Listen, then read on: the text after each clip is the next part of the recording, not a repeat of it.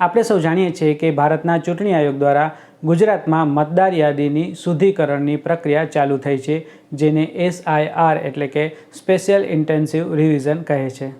આ પ્રક્રિયા દરમિયાન ગુજરાતની મતદાર યાદીના તમામ મતદારોનું સઘન તપાસ થશે, જેમાં જો કોઈ મતદાર બોગસ હોય કે પછી કોઈ મતદારનું અવસાન થયું હોય તો તે મતદાર કમી કરવામાં આવશે, તેમજ જો કોઈનું સ્થળાંતર થયું હોય તો તે દૂર કરી અને ત્યાં ઉમેરવામાં આવશે અને નવા મતદાર ઉમેરવામાં આવશે.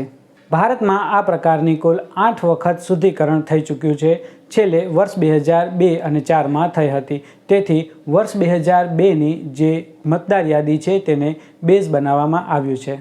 આમ વર્ષ 2002ની મતદાર યાદી દરેક મતદાર માટે ખૂબ જ જરૂરી છે, કારણ કે 2002ની મતદાર યાદીમાં તમારું નામ છે કે નહીં, તમારા માતા પિતાનું નામ છે કે નહીં, તેના આધારે જ તમારે ડોક્યુમેન્ટ આપવાના છે કે નથી આપવાના. જો ડોક્યુમેન્ટ આપવાના હોય તો કેટલા ડોક્યુમેન્ટ આપવા તે નક્કી થશે.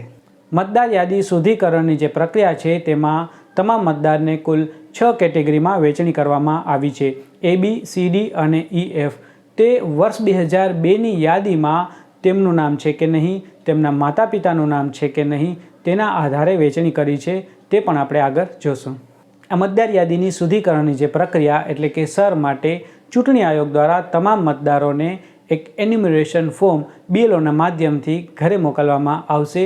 તે ફોર્મ તમારે ભરી અને BLOને પરત કરવાનું છે.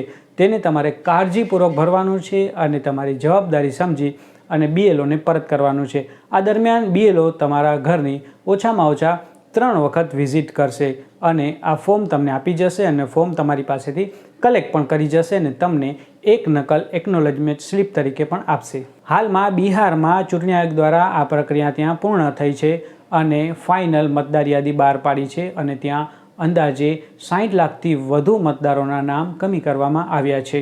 આમ આપણે સમજી ગયા કે આ પ્રક્રિયા આપણા માટે ખૂબ મહત્ત્વની છે, ખૂબ જ ઉપયોગી છે. તેથી EFનું જે ફોર્મ છે તે ભરી અને સમયસર BLOને આપણે આપી દઈશું અને ત્યારબાદ BLO પોતે તે ફોર્મ તે જ દિવસે ઓનલાઈન પોતાના સિસ્ટમના માધ્યમથી અપલોડ કરી દેશે.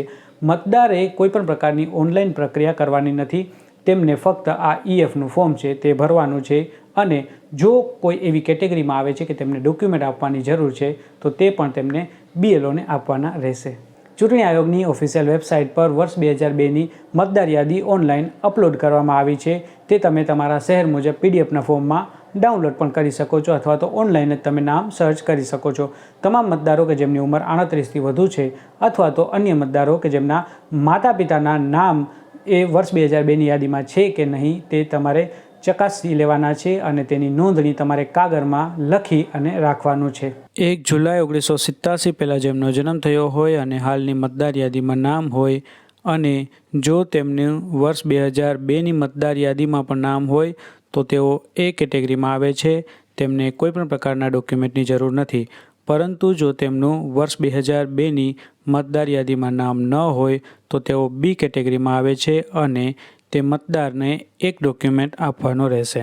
2 જુલાઈ 1987થી લઈ અને 2 ડિસેમ્બર 2004ની વચ્ચે ભારતમાં જેમનો જન્મ થયો હોય, વર્ષ 2025 એટલે કે હાલની મતદાર યાદીમાં જેમનું નામ હોય અને વર્ષ 2002ની મતદાર યાદીમાં તે મતદારના માતા અથવા પિતામાંથી કોઈ એકનું નામ હોય તો તેઓ C કેટેગરીમાં આવે છે અને તેમને ફક્ત મતદારનું એકનું ડોક્યુમેન્ટ આપવાનું રહેશે. પરંતુ જો વર્ષ 2002ની મતદાર યાદીમાં તેમના માતા અને પિતા કોઈનું પણ નામ ન હોય તો તેઓ D કેટેગરીમાં આવે છે. તેમને 2 ડોક્યુમેન્ટ આપવાના રહેશે. એક મતદારનું પોતાનું ઓળખપત્ર અને બીજું તેમના માતા અથવા પિતામાંથી કોઈ એકનો ડોક્યુમેન્ટ. 2 ડિસેમ્બર 2004 પછી જેમનો જન્મ થયો હોય, વર્ષ 2025ની મતદાર યાદીમાં નામ હોય અને 2002ની મતદાર યાદીમાં તેમના માતા અને પિતા બંનેના નામ હોય તો જ તેઓ E કેટેગરીમાં આવે છે અને તે મતદારને ફક્ત એક ડોક્યુમેન્ટ આપવાનું રહેશે. પરંતુ જો 2002ની મતદાર યાદીમાં માતા અને પિતા બંનેના નામ ન હોય કે કોઈ એકનું પણ નામ ન હોય તો તેઓ F કેટેગરીમાં આવે છે. તેમને કુલ 3 ડોક્યુમેન્ટ આપવાના રહેશે. એક મતદારનું પોતાનું ડોક્યુમેન્ટ, બીજું માતાનું એક ડોક્યુમેન્ટ અને ત્રીજું એક પિતાનું ડોક્યુમેન્ટ. માન્ય ડોક્યુમેન્ટ આ મુજબ છે. 1. કેન્દ્ર સરકાર, રાજ્ય સરકાર, PSUના નિયમિત કર્મચારી કે પેન્શનરને જારી કરાયેલા કોઈપણ ઓળખ કાર્ડ કે પેન્શન ચૂકવણી ઓર્ડર. બીજું, 1 જુલાઈ 1987 પહેલાં સરકાર, સ્થાનિક સત્તાવાળાઓ, bank, post office, LIC, PSU દ્વારા ભારતમાં જારી કરાયેલ ઓળખપત્ર, ઓળખ કાર્ડ, પ્રમાણપત્ર અથવા તો દસ્તાવેજમાંથી કોઈ એક. 3. સક્ષમ અધિકારી દ્વારા જારી કરાયેલ જન્મ પ્રમાણપત્ર. 4. પાસપોર્ટ.